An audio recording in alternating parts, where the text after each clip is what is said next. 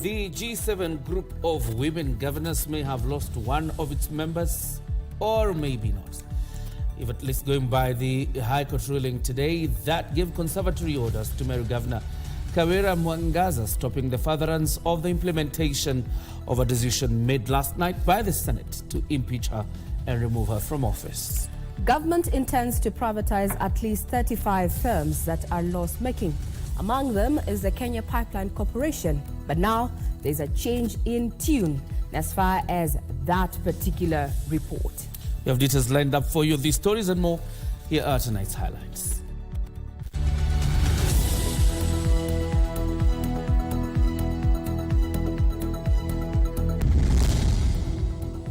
Hanging in there. Meru Governor successfully seeks High Court indulgence hours after the Senate confirmed her impeachment.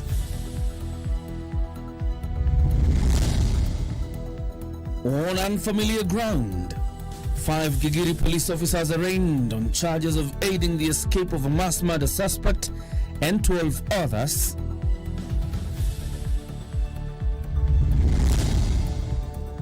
The government steps up Raila Odinga's campaign for the African Union Commission chairperson.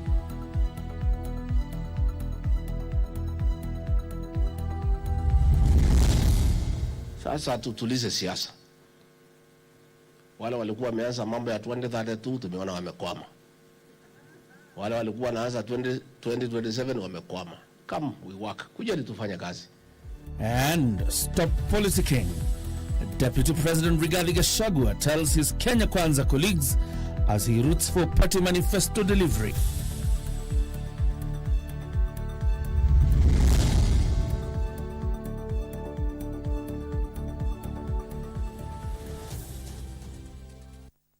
For the next 1 hour or so, we'll be telling you about what has been happening across the country. And we start off in Meru, where the political future of the governor, Kioria Mwangaza, is now in the hands of the court after the High Court gave the green light for her continued stay in office pending the hearing of an appeal in which she has challenged her impeachment. Mwangaza, who was impeached on Tuesday night by senators, moved to court to block her impeachment, citing constitutional, legal and factual issues. This comes as the courts and the Senate find themselves at crossroads once again, with the courts blocking the gazettement of her impeachment that coincided with the very gazettement of that decision made by the Senate. Our reporter Gladys Mungai has the details of Mwangaza's light at the end of the tunnel. Barely 24 hours after the Senate upheld the impeachment of Meru Governor Kioria Mwangaza, the governor, through her lawyers, sought refuge at the courts as she challenged the constitutionality, legality, and facts that led to her impeachment. Pursuant to Article 181 of the Constitution, Section 33 of the County Government Act, and Standing Order 86 of the Senate Standing Orders, the Senate has resolved to remove from office by impeachment Honorable Kioria Mwangaza, the governor of Meru County, and the governor accordingly ceases to hold office. Justice Bahati Mwamuye, sitting at Milimani High Court, certifying the matter as urgent, and issued a conservatory order that temporarily blocked the removal of Governor Kioria Mwangaza from office. The judge directed the Senate to file and serve their response to the issues raised by the governor on Wednesday, 28th of August, and Kioria issues a response by the 4th of September. The written submission will be received from the Senate by close of business on the 11th of September, and a written rejoinder by Kioria be received by 13th of September before the matter is mentioned on the 17th of September. The court also barred the Senate from gazetting its decision to impeach her. The court order comes even as the Senate gazetted its decision, putting it on a direct collision course with the courts.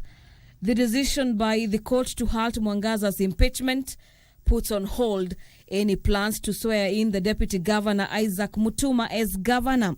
Governor Mwangaza was impeached on grounds of gross violation of the Constitution and other laws, gross misconduct, and abuse of office. For Prime Edition, I'm Gladys Mungai. And that decision by the Senate to impeach Governor Kawira Mwangaza, which, if okayed by the courts, could make her lose her political seat, and of course thus throwing her into political oblivion, is one that has been met by divergent views among residents of Meru County. Whereas MCAs who voted for her impeachment broke out in song and dance, some of the residents appeared to support the governor's decision to seek legal redress alleging political machinations. Others were, however, of the view that she should vacate office to pave way for the development of the county. Here are their views on the impeachment by the Senate.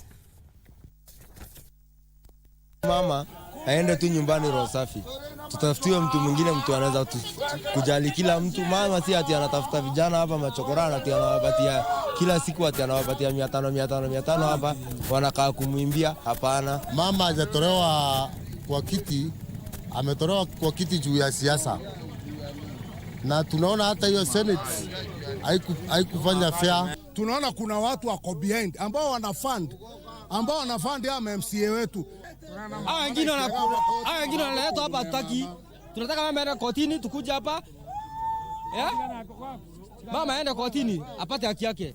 Naomba koti zetu msimame na haki, msimame na katiba ndio tutasikilia sisi. Kawira na makosa ya kuwa. Mbona hawakuonyeshana ile hospitali anapelekanga ndawa? Dispensary zote za Meru Kawira amepeleka mandawa. Kutoka mama ingie, hiyo miaka miwili alianza kuhangaishwa akiwa na miezi 3. Na hiyo kazi, hakuna kazi imefanyika kwa sababu ya MCA. The changing face of politics. I think you notice some of the people appearing in that press conference really were opposed to her. Same as the MCA who was her witness last year. But they say a day in politics is quite a long time. Absolutely. Yes. Let's head over to one of the another controversial issue. The Directorate of Criminal Investigations will know tomorrow whether to be granted the 14 days it is seeking to hold 5 police officers from Gigiri police station who are implicated in the escape of 13 detainees at the station. The Office of the Director of Public Prosecution told the trial magistrate, Martha Nanzushi, that investigations have commenced to establish whether the officers aided in the escape in which the alleged murder suspect of 42 women in Kware, Collins Jumaisi, was among. Milimani locals Wednesday played doors to the men and women in uniform who allegedly aided remandees in the Gigiri police station says break on Monday.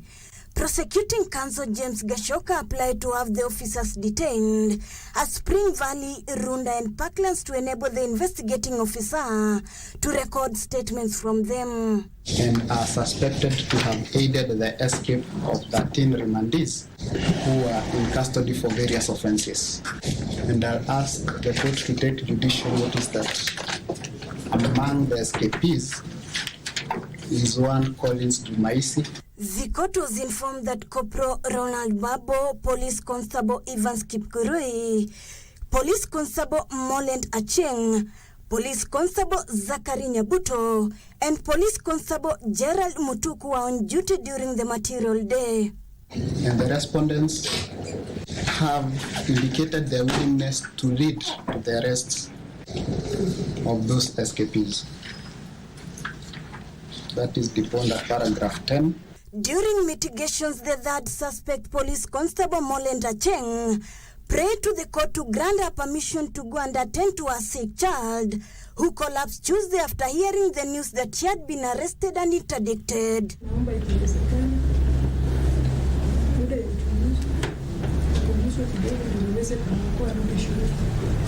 The prime suspects in the alleged murder of 42 women in Kware Damsais Collins Jumaisi and 12 Eritreans are among those who escaped and are yet to be traced.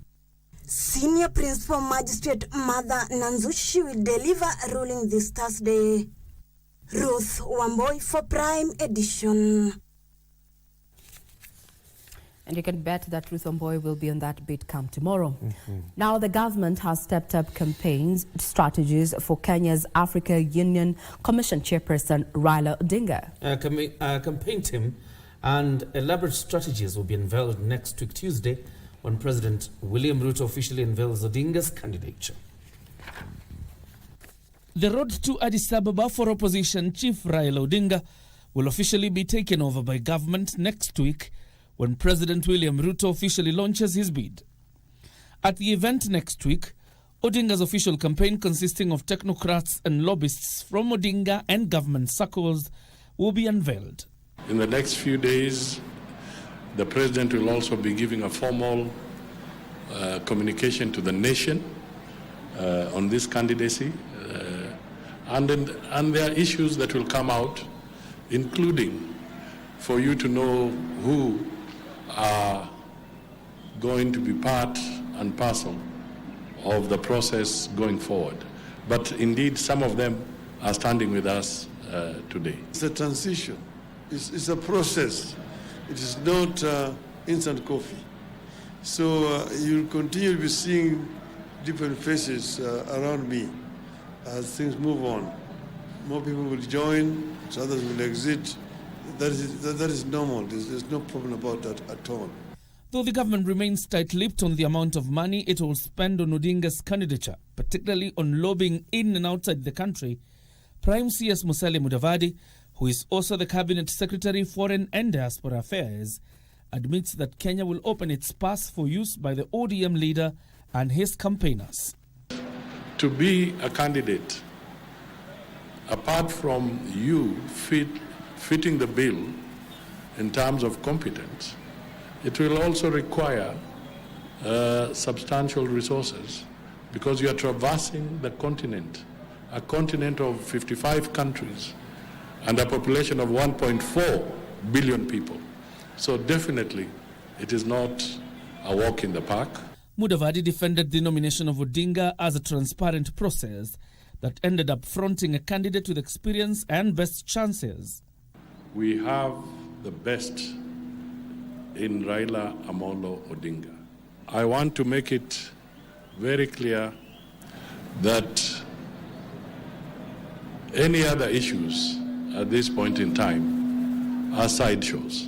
Odinga and three other candidates who have expressed interest in the AUC chairperson position will be subjected to a debate in the coming months where they will elucidate their vision for the continent. The issue of climate change is a major challenge. Africa is a victim rather than the main offender. But Africa, at the moment, pays a very heavy price. As you can see here in our own country, we live between twin disasters, floods and drought. Many of our people perish, livestock die in those periods. How do we arrest this phenomenon? In this regard, our candidate is undoubtedly experienced and well prepared to participate in the live debates to engage the African people on how to propel the continent's growth and ensure Africa achieves its goals of African integration and sustainable development. Odinga will square it out with Djibouti's Foreign Minister Mahmoud Ali Youssou, former Mauritius Foreign Minister Anil Kumar Singh Gayan, and Richard James Randiamandrato, a former Madagascar Foreign Minister, or angling to replace outgoing chair Musa Faki Mahamat of Chad in February. From Addis back to Nairobi, and Kenya's legal landscape underwent a historic transformation with the inauguration of Dorcas Oduor as the nation's first female Attorney General. In her address, Attorney General Dorcas Oduor announced transformative initiatives, including the digitization of records in the probate and administration department and plans to digitize marriage records. Oduor emphasized her commitment to improving public service through open days offering free legal aid, marking the beginning of a new chapter in Kenya's legal reforms and community engagement. Kioria House in Nairobi, outgoing AG, who is also the Public Service Cabinet Secretary Justin Muturi, expressed confidence that Oduor would successfully implement reforms, among them to delink the Attorney General's office from other government functions to improve service delivery. I'm actually very humbled that my appointment and taking over this office has been supported by many people. And as a good gesture, I'm going to request all my colleagues here that from next Saturday, we will be giving free legal aid, will be an open day with the Department of Public Trustee. And for the first 4 weeks, we are going to work on Saturdays from 8 to 9, 8 to 1 or 2 o'clock to clear all the backlog that is remaining in the Public Trustees Department as a good gesture to the members of the public. One of the people that I kept consulting because I knew it was there in the ODPP was none other than the Attorney General, Dorcas Odinga. You know, it's a very, for me, I think it's a very fitting appointment that I'm handing over to somebody that I have so much confidence in.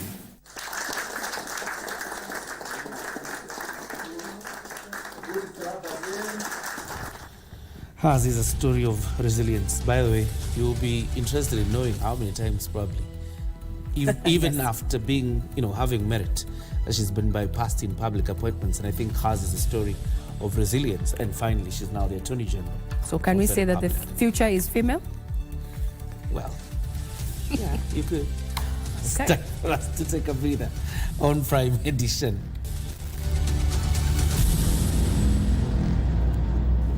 Holiday Bonanza iko kwa star 570 hash pekee na ni option 4. Inamaanisha mwezi mzima wa August ni tushinde. Dial star 570 hash, chagua option number 4 na ujipatie ushindi wako wa bidhaa au chapa, kwa sababu tumejaza. Kila wiki tunatangaza mshindi wa 250,000 Kenyan shillings na zaidi na zawadi chungu mzima. Alafu guess what? Tumerudisha Probox ndani, na isitoshe Mazda Flare pia iko ndani. Ni star 570 hash pekee, option ni 4. Holiday Bonanza, tushinde!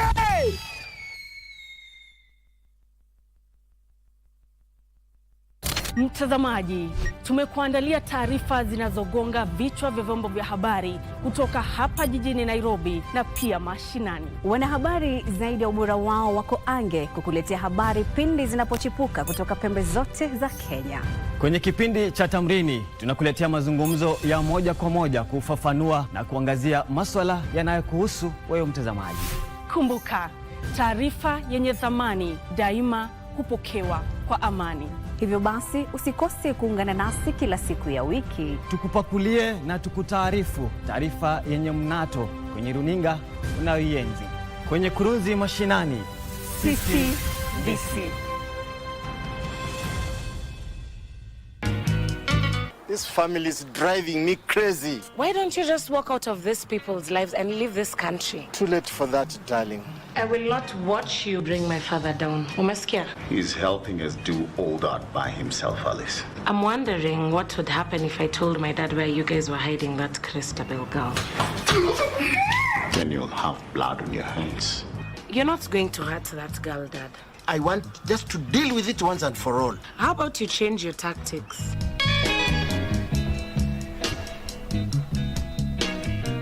Why do you look like you've seen a ghost? Kekar is missing.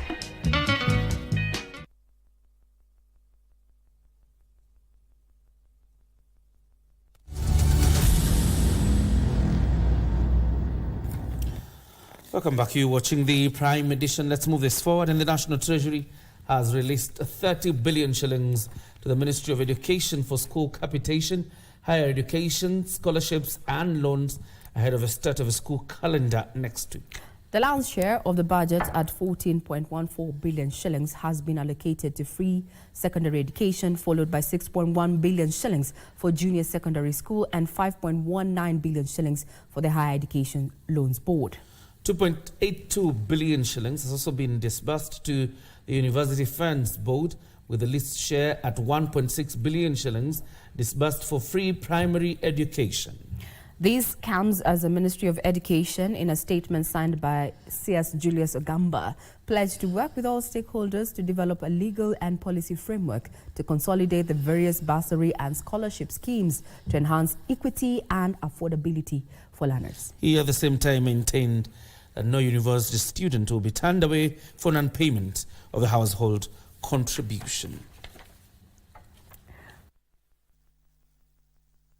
The universities have set up help desks, and they will help those students who may not have applied by the time the university is open to apply for funding. And those students who may be having issues to again appeal. And we hope that the households will also make their contributions. Labour and Social Protection Cabinet Secretary Alfred Mutua has proposed a 6% pension plan for domestic and professional workers abroad for their retirement under the National Social Security Fund. The Cabinet Secretary proposed while addressing underlying issues affecting the sector. Let me take that again. The Cabinet Secretary proposed that while addressing underlying issues affecting the sector. Now, the Labour CS vowed to weed out rogue recruiting agencies that have been implicated in swindling unsuspecting job seekers and withholding their passports.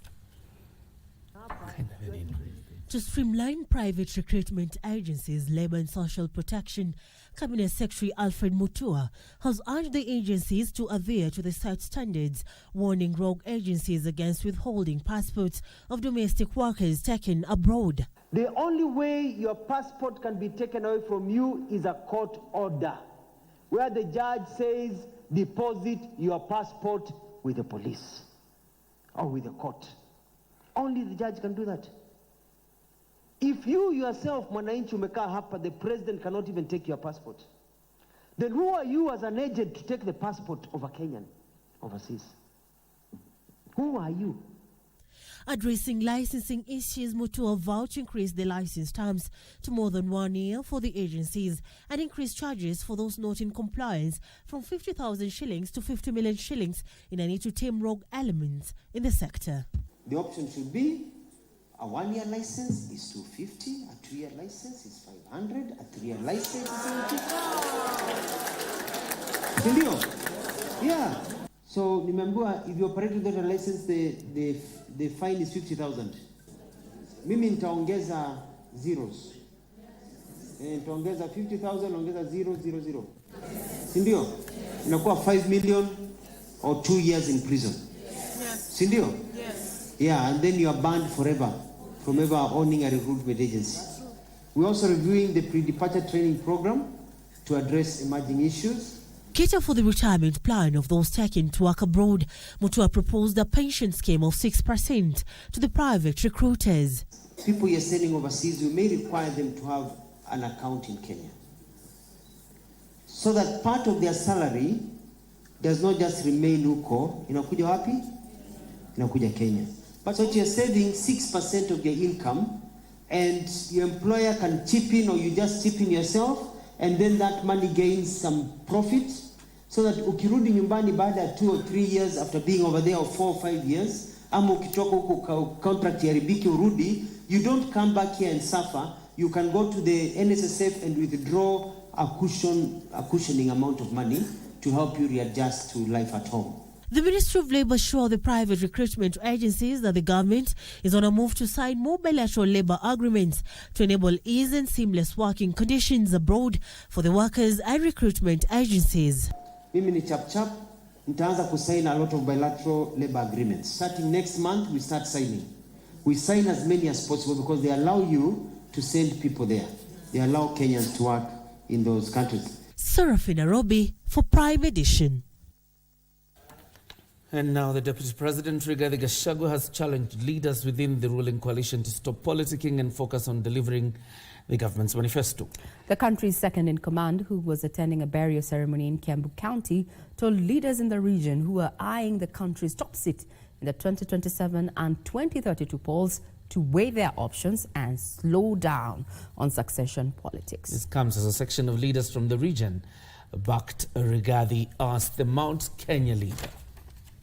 Kuwabariki The Deputy President was in the company of other elected leaders as they converged in Githunguri, Kiambu County to condole with the family of Kiambu Senator Karungo Thangwa following the death of Penina Wanjiru and Martin Thangwa.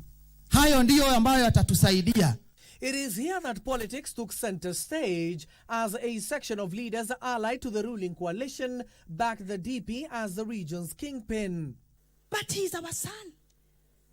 And we gave him an opportunity to serve. And we must support him to serve. Hata kama akona weakness, tunamsupport. Wakati shida itatokea, haitatokea kwa maseneta ya Mount Kenya. Tumeungana na tumeshikana. Nyuma ya kiongozi yetu. Nyuma ya kiongozi yetu. Nyuma ya kiongozi yetu. Kiongozi yetu ya kutoka hapa Mount Kenya. Anaitwa Mheshimiwa Rigathi wa Gachagua. Ile umoja tunahitaji. Sio umoja nani atakuwa bwana mkubwa, nani atakuwa mheshimiwa excellency fulani, ni umoja wa kuhakikisha ya kwamba hiyo miradi yote na sana sana ambayo tulianza hapa na serikali ya Uhuru Kenyatta haikwami hapa, isonge mbele. The leaders led by Githunguri Member of Parliament Gathoni Wamushomba urged the DP to unite the region for the sake of economic growth. We will support you. We will pray for you. We will come for advice. We will fight your battles because you are our son. And we don't have any other. You are the man of the moment. Hallelujah. Hata yule mtu tulikuwa tunashindana na yeye anaitwa Raila Odinga ameingia ndani. Sasa mimi nataka nikuulize, ile mitego tulikuwa tumetega tutegue. Unajua inaweza shika marafiki yetu, ile mitego tulikuwa tumetega huko mbele. So na wewe utafuta marafiki wengine. Kwa sababu iko marafiki wameshikana pale, na wewe tafuta marafiki wengine, shikana na wale wengine, wale wadogo wadogo. Ukikutana na Kalonzo Musyoka, shikana na yeye, akuwe rafiki yako. Ukikutana na yule mtu mwingine watawe, shikana na yeye, akuwe rafiki yako. Ukikutana na mtu mwenye na wabunge wawili watatu, shikana na yeye, akuwe rafiki yako. Mtu mmoja tu ndiye tunaweza kuambia usisumbuke sana. Ule mwenye alikuwa running mate ya Raila anaitwa Martha Karua. Additionally, they revisited the challenges of cartels, who they say are frustrating efforts by farmers in the tea, coffee and milk sector to enjoy benefits from their produce. Tumeguzwa mno kwa sababu budget ambayo ya mwaka tulifunga, hiyo budget imetunyima bilioni 3.5 ya cherry fund, na hiyo ni kurudisha ukulima nyuma. What has happened is that kwa sababu we are the tight fiscal space, unajua ile pesa tunaweka kwa budget ni ile pia tunaokota. So we are putting the money in the budget in stages. So ile imewekwa ya cherry fund ni ya kuanzia, then in revised estimate tutaongeza. Wale mabalozi wote tumepatia kazi. We have shifted our diplomatic approach to commercial diplomacy. To tighten sheria ili wale wanakamati wanawekwa katika viwanda hizi zetu.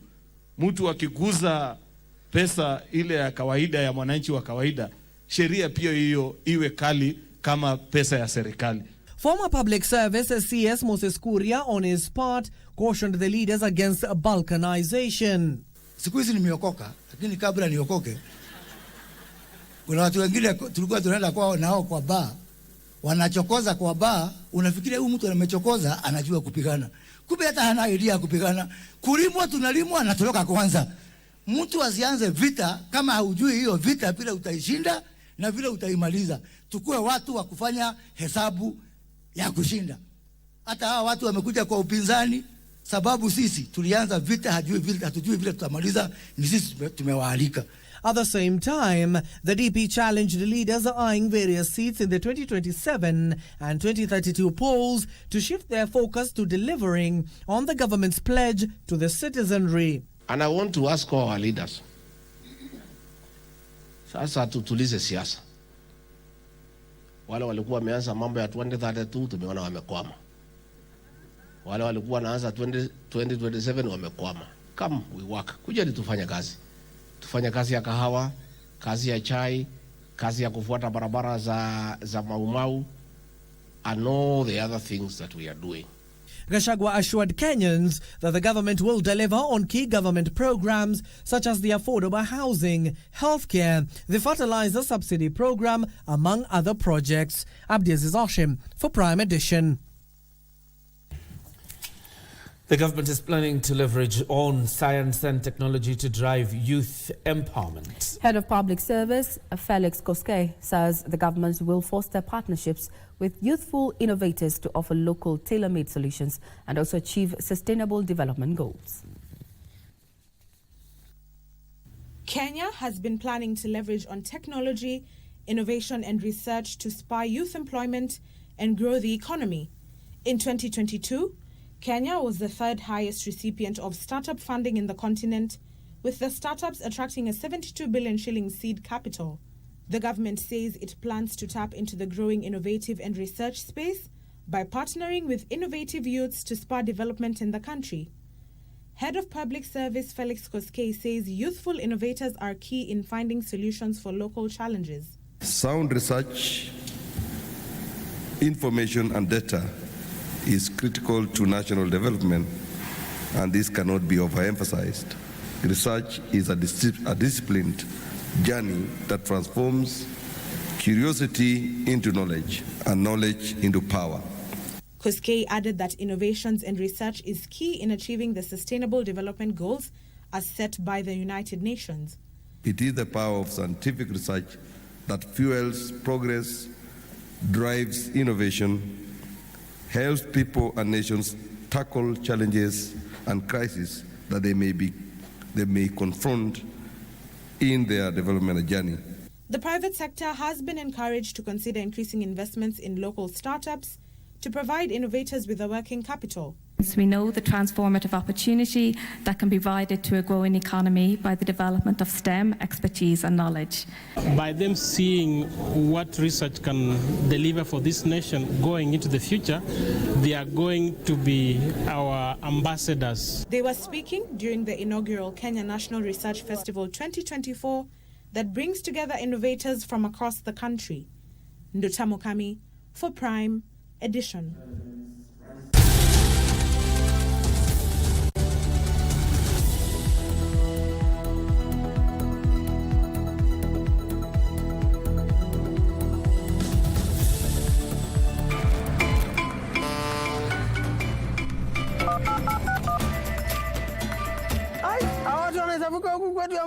Siamini. Amini usiamini, Holiday Bonanza ni ya kila mtu na zawadi zitakufikia mahali popote.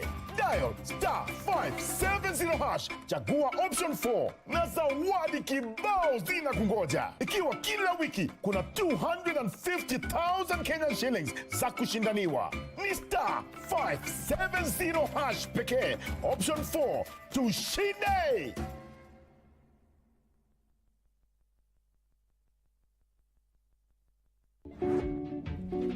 Alikuwa amechukua steering wheel na kiti ya mbele, yani kiti ya driver. Ilikuwa ni kaa ya nani? Gari nani? Ilikuwa na gari ya wewe mama Muende. Mlikuwa hapo nikiwapelekea? Hapana. Alafu na mbona unaongea vitu ujui? Lakini oni wewe iko pale ne. Turaena au toka hapo pana usindetea. Kwa nini iko? Sasa huyu ukimwongelesha lugha yako anaelewa. For your information mimi sina gari. Very good. Kwa nini unaleta cherere hapa? Why? Chiherere. Footage inaonyesha vizuri wewe tu vile aliingia ndani ya gari. Akangangara. Akatoa. Akafunga. Alafu anamwambia mimi ni cherere. Mimi ulisikia mimi ndio nimeiba hiyo kiti na nimeiba hiyo steering. Kulingana na ule mama ambaye mlikuwa mnavunja sheria na yeye unamwekea gari. Kumbe wewe ulikuwa na sitaki story. Nini? Jibu swali yangu.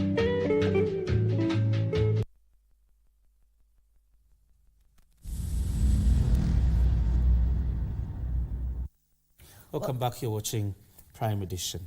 Now, students brought out fashion, creativity and talent in the 96th edition of the annual Kenya Music Festival held in Uasin Gishu County. The climax was at the Eldoret State Lodge, where different performances that emerged the best from different categories are presented before President William Ruto. Jacqueline Masharia brings us the highlights in tonight's cinemas and theatre.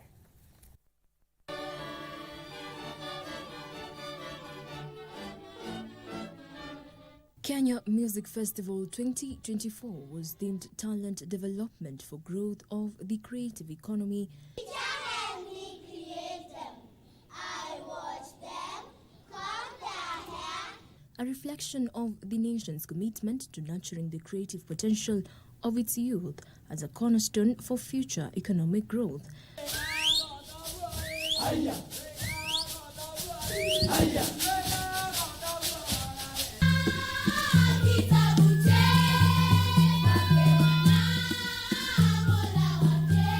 The grand finale that was held at the Eldoret State Lodge saw participants showcase a diverse array of performances, including music,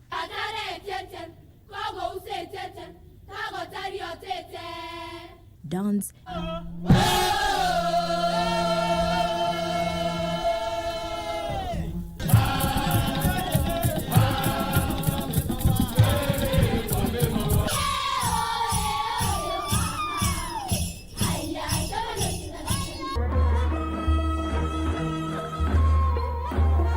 and elocution.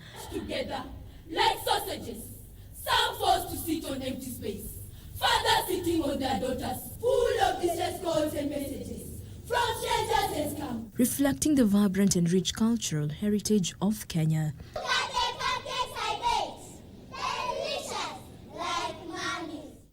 From pupils in junior school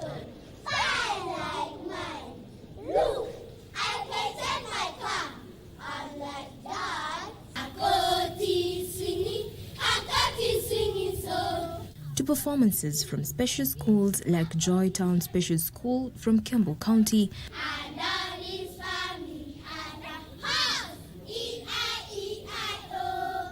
all to show inclusivity in the festivals.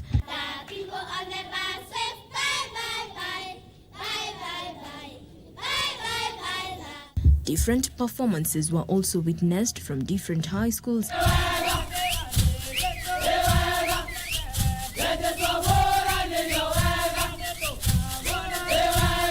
that presented different cultures and talents.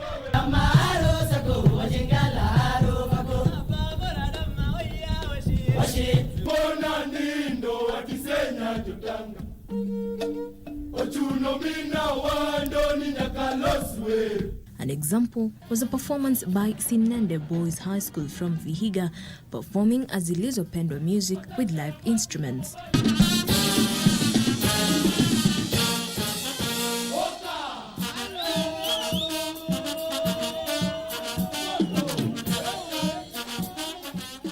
The event culminated in presentation of different awards to schools, with the Best Primary School Award going to Lukenya Academy. Best Primary School, Lukenya Academy. Best Junior Secondary School Award went to Moi Forces Academy, while Sirisio Special School was awarded the Best Pre-Vocational Institution.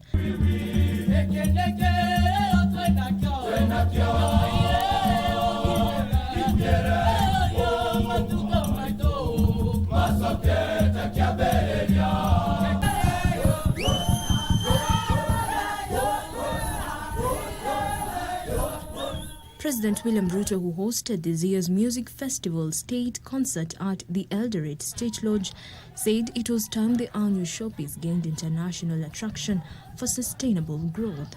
We recognize the creative economy as a pillar of our national economic transformation, and the Kenya Music Festival is a vital component in this endeavor. From vocal and instrumental music to traditional and contemporary dances, and from scripting to public speaking, this festival has demonstrated its enduring legacy in developing a broad range of creative talents.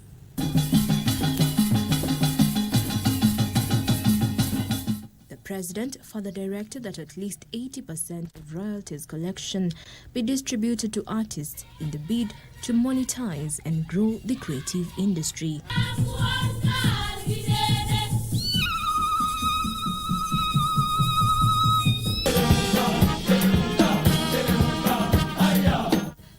Jacqueline Manyara for Cinemas and Theatre.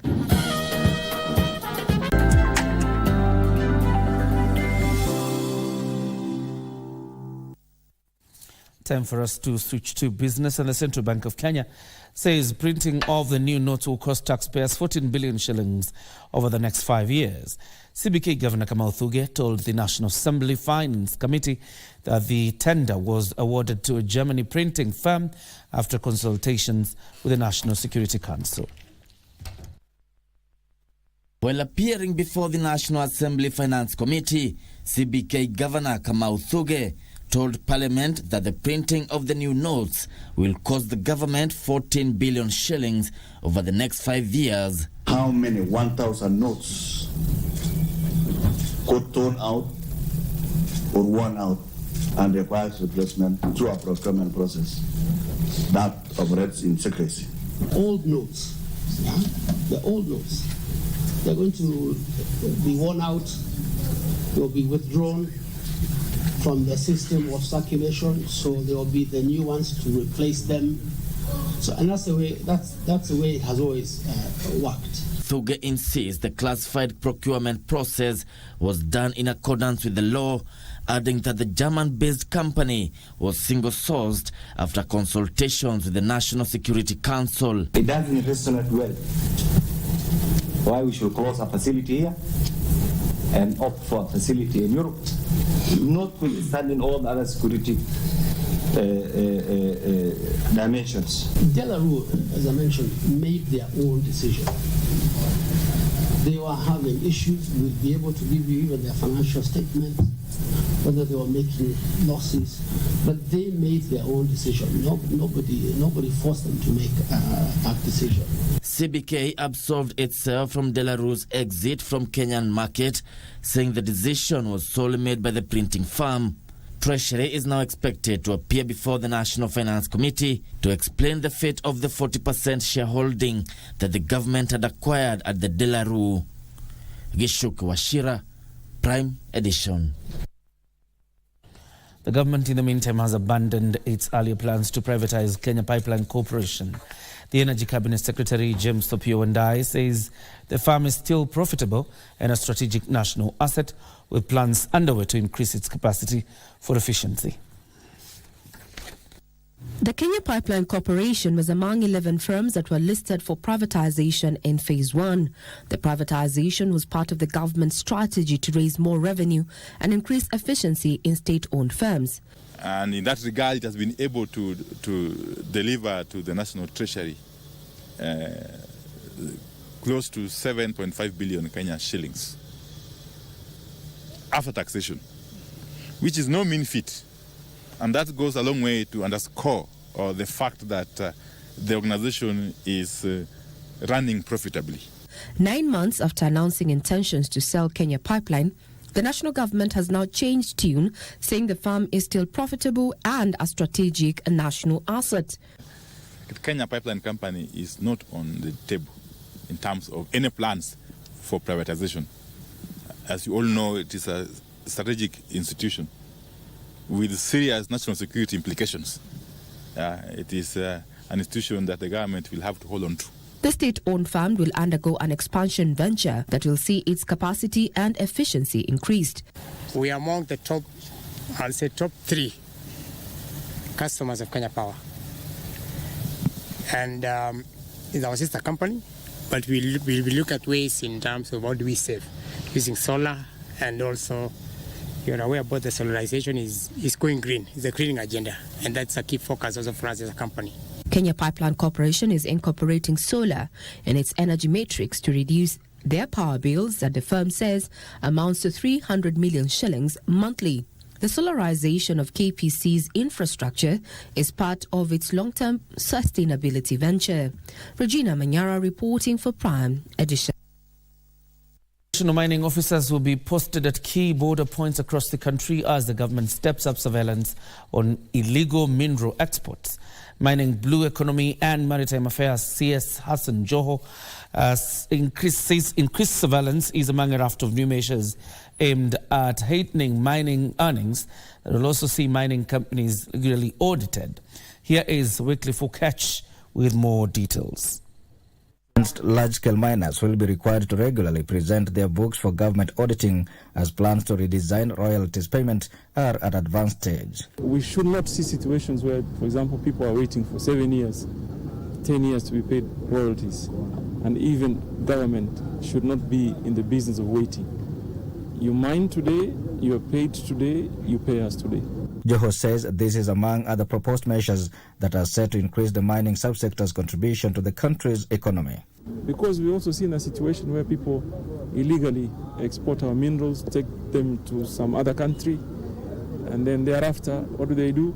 Pay royalties in that country, because they process them there and export from that point. And to increase investment and formalize the mining sector, plans are underway for TVET institutions across the country to train artisanal miners on mining best practices. Hawa wenzetu wadogo ambao wamejipanga, ni majukumu yetu kuwasaidia. Tuwapange vizuri, wafanye vizuri, wasikufe kwa hizo mining sites. Tuwafunze vile watafanya. Additional mining officers will be posted at key border points across the country to complement mining police in efforts to curb illegal mineral exports. Yule mtu ambaye anaiba rasilimali ya wananchi, sasa kuna nini ya kusema? Sio ni mhalifu tu. Yule mtu ambaye anafanya kihalifu, yeye ni mhalifu. Na hii ni kuhujumu kwa uchumi. Waswahili wanasema kuhujumu kwa uchumi. For Prime Edition, I am Wycliffe Okech. The Agriculture Finance Corporation AFC and the Agriculture Development Corporation ADC will add a credit facility for farmers and value chain players in pasture production. Livestock Development Principal Secretary Jonathan Mweke says the facility is aimed at increasing pasture production and also reduce animal feeds imports bill in the country. Kenya produces 22 million tons of dry matter animal feed annually against a demand of 55 million metric tons. So we sat down as a team in our State Department of Livestock and we asked ourselves, what do we do? And we thought that if we brought everybody who's doing something with animal feed on a table like we have this morning, and we can give a small presentation on where we want to go as a government or what we've been working on, then we agree if that's the direction that we want to take now as an industry, so that we can, one, increase our supply accordingly to meet the demand of our farmers, and two, bring that cost down of animal feed. Livestock Principal Secretary Jonathan Mweke says the credit facility is aimed at reducing the country animal feed import bill and reduce the cost of feed production. Mweke adds that assessment on the available pasture is still ongoing before a decision is made on opening duty-free animal feed import window. Felix Q for Prime Edition. A section of players in the electric mobility space are urging the government to fast-track the ratification of the e-mobility draft policy. Electric Mobility Association of Kenya Secretary Dennis Wakaba says if the draft policy proposals are adopted, the e-mobility industry will be shielded from heavy taxation and attract more investments in the sector. The government has been working on policies and strategies to regulate electric mobility as it aims to reduce the country's carbon footprint. However, the industry continues to face legislative challenges after the Finance Bill 2023 that proposed tax exemptions of some EV components faced legal challenges. So, in terms of the amount that the government is looking to collect, e-mobility is still a growing sector, it's still a small sector. Yeah, so if you stifle it now, you might get almost nothing out of it. Electric Mobility Association of Kenya says there is need to adopt the e-mobility draft policy to guide on the industry's taxation regime. That looks like it hit a snag, but we hope that it will be reread and making sure that where it has stopped as a draft, can move it towards a full-on policy. Players warn that the proposed reintroduction of the eco-levy may draw back gains in the industry. So as industry, we feel that reintroduction of eco-levy will basically make the products very expensive. First of all, batteries within electric vehicles, whether bicycles, motorcycles, or buses, they are quite heavy. The draft National E-Mobility Policy 2024 seeks to promote local manufacturing and assembly of electric vehicles, develop and enhance e-mobility, infrastructural and technical capacity, among others. Alan Auko, Prime Edition. Thank you, Alan. Let me take you back to our general news a bit for a story that is interesting here. The National Security Advisor, Monica Juma, has spelled out a 5-point plan to deny terrorist organizations access to finances and, in effect, limit their capabilities and reach. This was revealed as key policy and decision makers in the counter-terrorism sector from 8 countries in the continent gathered in Nairobi. The one-day meeting under the theme Countering the Financing of Terrorism focused on strategies to detect and disrupt the growing sophistication of terrorist financial networks in physical and virtual spaces that enable them raise, move, store and launder funds for the activities. The third Nairobi Caucus Regional Conference kicked off in Nairobi, bringing together key policy and decision makers in the counter-terrorism space. The meeting focused on ways to stop terrorism networks of finances. Further, the international requirements are that countries develop a good understanding of the terrorist financing risks and takes appropriate and proportionate actions to mitigate those risks. This includes focused, proportionate, and risk-based measures. Kenya's National Security Advisor, Ambassador Monica Juma, giving the keynote address, highlighted 5 key areas of focus to address the critical challenges and exploit opportunities to deny terrorism networks of funds. This caucus could play an invaluable role in creating secure information sharing platforms that help to disrupt terrorist financial networks, and also that improve collaboration for us to address the borderlessness of this challenge.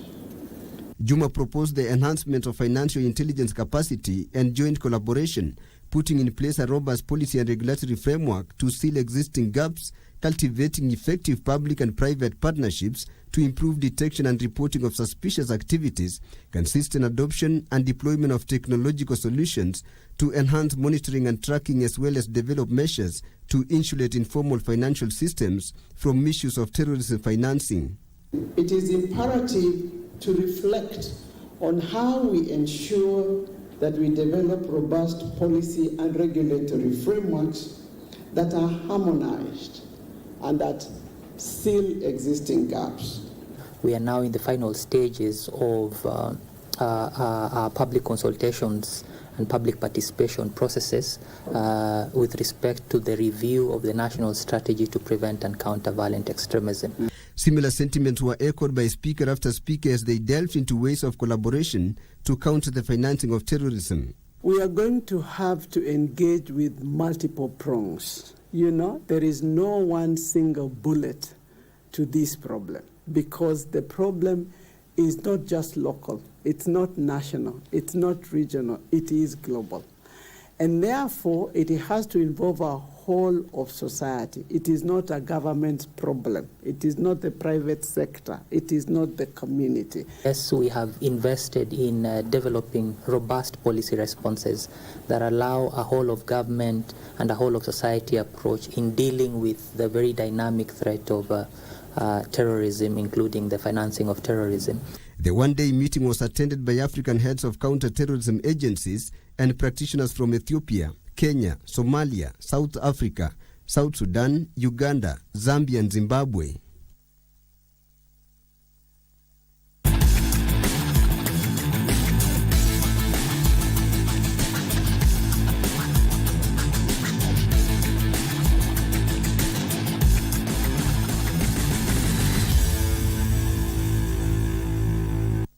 Good evening to you. My name is Daniel Wahome. Welcome to Prime Edition Sport. Now, veteran French rowing coach Claude Yesad has tipped Kenyan para-rower Asia Sururu to finish in the medal bracket at the Paris 2024 Paralympic Games scheduled for the 28th to the 8th of September the 28th of August to the 8th of September in the French capital. Yesad, who led a team of 3 French coaches in polishing up Sururu during her 2-week camp in Compiègne, was peaking after her final training session in Compiègne before moving to the Paralympics Games village in Paris. Team Kenya is expected to travel to Paris Thursday and check into the village in readiness for the games. Today, the SNC Avri Rowing Club organized a farewell party for Sururu and her coach Miriam Amakobe Nandwa, where they wished her well and promised to attend her competition sessions on the 30th of August in Paris. Team Kenya will be featuring in 5 disciplines at the games, namely rowing, athletics, cycling, powerlifting and taekwondo. Commence on the 28th of August.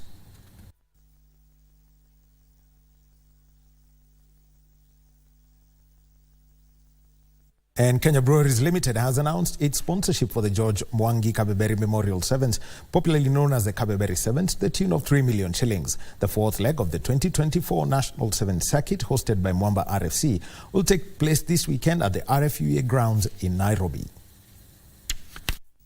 Speaking during the sponsorship presentation at the RFUA grounds, KBL Nairobi Area Business Manager Anthony Wasilwa said since the George Mwangi Kabeberi Sevens is one of the most relevant tournaments in the National Sevens Circuit, they will always be ready to come through and partner to make it a success. Rugby is not just a sport, so it's a celebration of our national resilience, and you know, Tusker embodies that spirit as Kenya. So we have a great weekend lined up for you. This tournament was launched several years ago, decades ago in fact, as a way of keeping alive the spirit of what Mwamba Rugby Club epitomizes in Kenya rugby. As many of you will know, the club was established over 40 years ago as the first black indigenous rugby club in Kenya. The event follows the 3rd leg of the circuit, Dallas Sevens, which took place this past weekend at the Jomo Kenyatta Stadium in Kisumu. The event featured the national top rugby teams competing for supremacy in the prestigious National Sevens Circuit tournament, where Kabras Sugar emerged victorious after defeating the Menengai Oilers from Nakuru 24-5 to claim the coveted title. For Prime Edition Sports, I'm Daniel Mwendwa. And the organizers of the 2024 New York City Marathon have revealed a world-class lineup for this year's race, slated for the 3rd of November, led by defending champions Tamira Tola and Helen Obiri. Since winning last year in a course record of 2 hours, 4 minutes, 58 seconds, Tola won the Olympic title in Paris with a new games record of 2 hours, 6 minutes and 26 seconds. Others in the men's lineup include 2-time Olympic medalist Bashir Abdi, 2022 champion Evans Chebet, 2021 winner Albert Korir, 2019 and 2017 winner Jeffrey Kamworor, and Kenya's Abel Kipchumba will making his New York City Marathon debut. Obiri headlines the women's open division alongside 2022 New York City Marathon champion Sharon Lokedi, 2010 champion Edna Kiplagat, 4-time Olympic medalist Vivian Cheruyot, Sheila Chepkirui, and the Ethiopian duo of Tirunesh Dibaba and Senbere Teferi.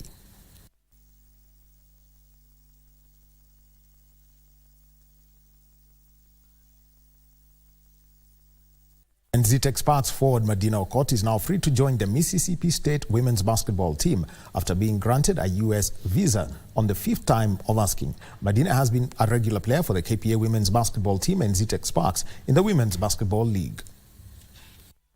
Medina will be on a full scholarship, her 3rd scholarship in her young basketball career of 5 years. The move to the US has not come to a surprise because Medina had offers since she burst out the scene playing for Kayatiwi. Medina says she's up to the task as she has overcome challenges before to excel. I've been able to keep going. I've not given up, because imagine going to the US embassy, being denied 4 times and still have the energy to go back, and finally God did it. She first played for the national team in the 3x3 basketball event at the 2022 Commonwealth Games in Birmingham, United Kingdom. Medina emerged as the best player in the Kenyan team. And Kenya's Kenneth Mburumungara bagged gold in the men's 8-kilometer cross-country in the World Masters Athletics Championships held at the City Park in Gothenburg, Sweden. Kenya has now amassed 21 medals comprising 7 gold, 9 silver and 5 bronze.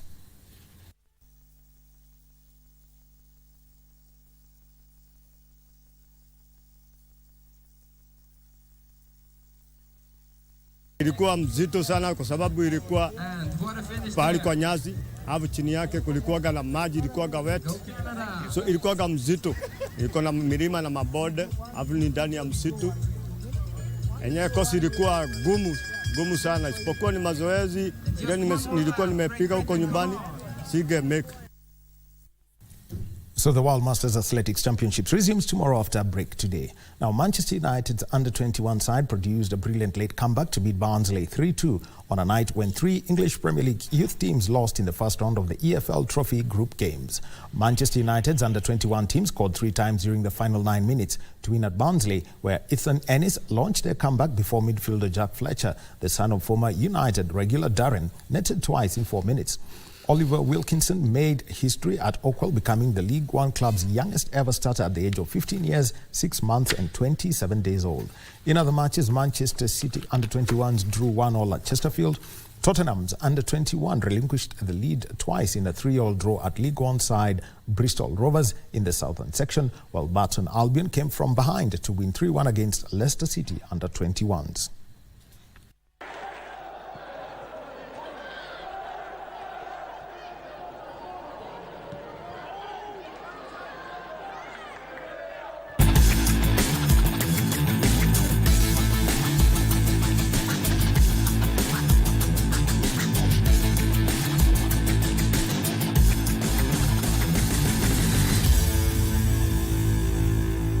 Sport for tonight. More coming your way tomorrow. Focus on the Masters and as Team Kenya makes it to the village for the Paralympic Games. Have a good evening. My name is Daniel Wahome. Back to Regina Manyara and John Jacob Kioria.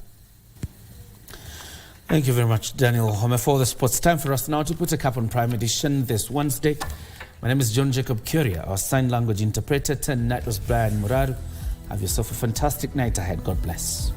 I'm Regina Manyara. Have a pleasant evening ahead.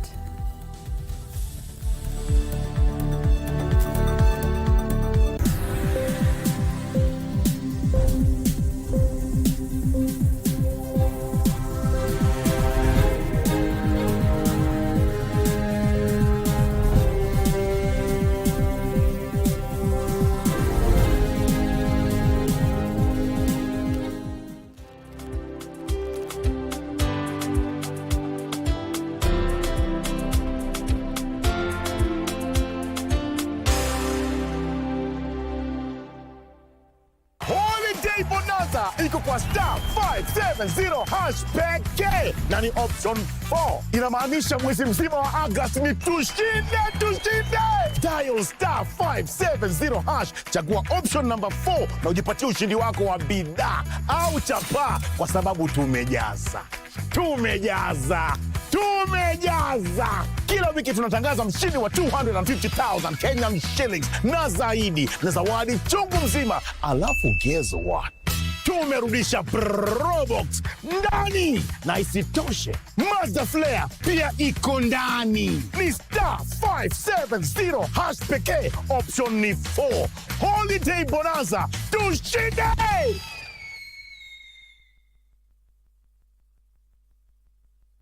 Mtazamaji, tumekuandalia taarifa zinazogonga vichwa vya vyombo vya habari kutoka hapa jijini Nairobi na pia mashinani. Wanahabari zaidi ya ubora wao wako ange kukuletea habari pindi zinapochipuka kutoka pembe zote za Kenya. Kwenye kipindi cha Tamrini tunakuletea mazungumzo ya moja kwa moja kufafanua na kuangazia masuala yanayokuhusu wewe mtazamaji. Kumbuka, taarifa yenye thamani daima hupokewa kwa amani. Hivyo basi usikose kuungana nasi kila siku ya wiki. Tukupakulie na tukutaarifu taarifa yenye mnato kwenye runinga unayoienzi. Kwenye kurunzi mashinani, sisi DC.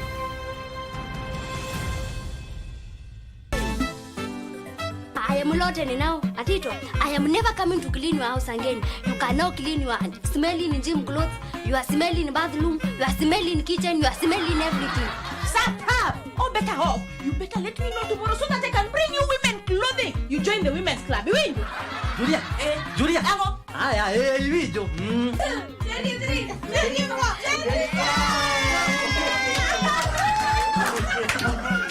Now, this thing needs patience and precision. When you go in too fast, of course, you will get tired very easily.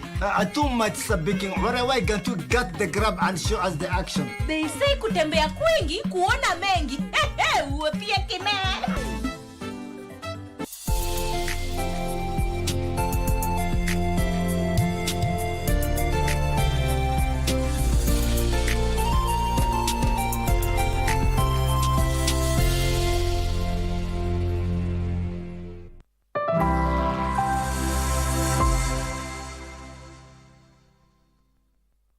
Cheza loto, shinda pesa moto.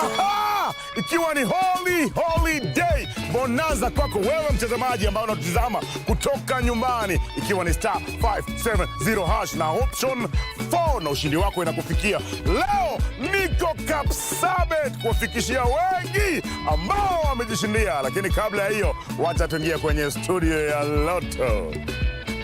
Bato! Star 570 hash. Dada yangu, majina ni nani? Helen Kabogo kutoka Tharaka Nithi County. Shughuli unafanya gani? Ukulima. Na ni nini imekuleta hapa? School fees. Shilingi ngapi unataka? Niko na balance ya 9,000 na bando sijalipa hii. Dada yangu?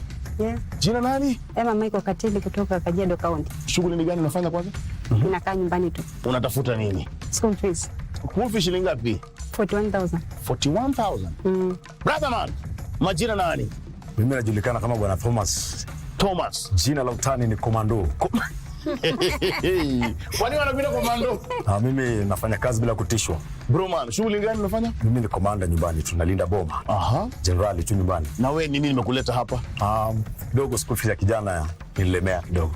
Hapa ndani kuna school fees ya shilingi 100, iko 50,000, iko 100,000, iko 125,000 Kenyan shillings hapa, na iko 150,000 Kenyan shillings. Kila mtu akona 100 na zaidi hapa, si ndio? Yes. Msema kweli? Sitaki kudanganya. Ukweli uonekane.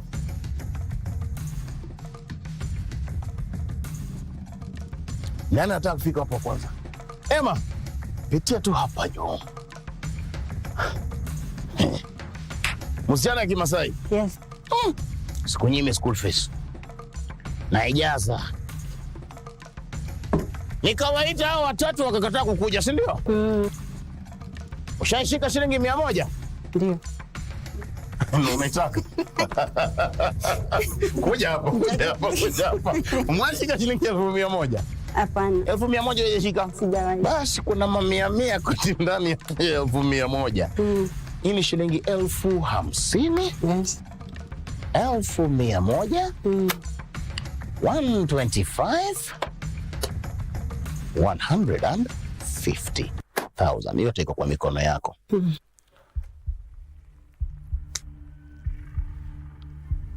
Yako iko hapo ndani. Zote ziko, lakini nakupatia sanduku moja ambao unachagua ni gani? Sanduku namba 7. Yes. Mbona sanduku namba 7? Nimechagua hii.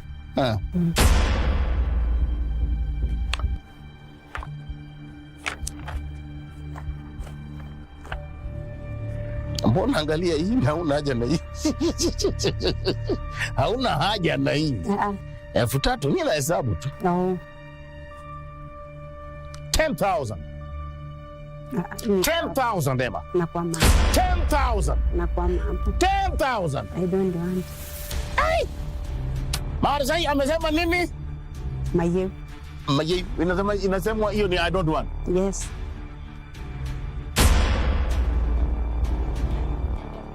Kama utaki endelea kusema tu hiyo maye, sawa? Yes. Haya, 11,000. Maye. 12,000. Maye. 30,000. Maye. 40,000. Maye. 50,000. Maye. Mulika sanduku namba 7. 16,000. Maye. 17,000. Maye. Unataka fees? Yes. Unataka fees? Iko hapa. 18,000. Maye. Mayo. 19. 20. Sasa umeacha mayo. Yes. 20,000. Mayo P. Mayo P. Nitakukumbusha. Mayo M3. Unachukua hii sanduku, unachukua hii 20,000 ama unageuza. Mayo P bado. Na kwa mapo. Unachukua gani? Sasa. Hawa wangekuja mapema wakuja wachukue sanduku namba 7, ungechukua gani? Number 4. Number 4.